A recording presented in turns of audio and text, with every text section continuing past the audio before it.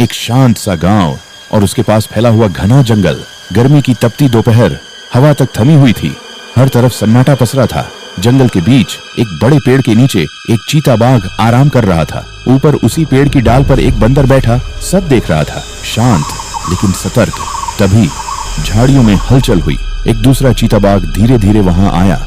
उसके मुंह में था एक नन्हा हिरण का बच्चा, कमजोर, डरा हुआ, कांपता हुआ। दोनों चीता बाघ अब उसे खाने की तैयारी करने लगे।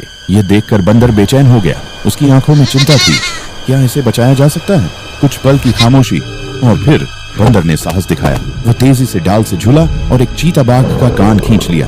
चीता बाघ गुस्से से दहाड़ा, लेकिन बंदर फुर्ती से दूर जा चुका था। फिर उसने दूसरे चीता बाघ की पूंछ पकड़कर खींची और तुरंत ऊपर चढ़ गया।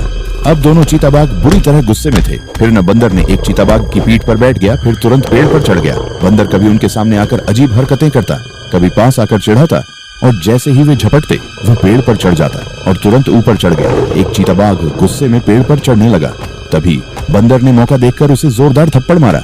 चीता बाघ संतुलन खो बैठा और नीचे गिर पड़ा। अब दोनों चीता बाघ उसे पकड़ने के पीछे भागने लगे और इसी भाग दौड़ में वे अपने शिकार को भूल गए। कुछ देर बाद थक कर, परेशान होकर दोनों चीता बाघ वहां से भाग गए। जंगल में फिर शांति लौट आई।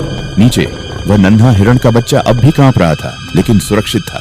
कुछ ही देर में उसकी माँ वहां पहुंची। उसने अपने बच्चे को देखा और तुरंत उसे अपने पास समेट लिया। वह पल बेहद भावुक था।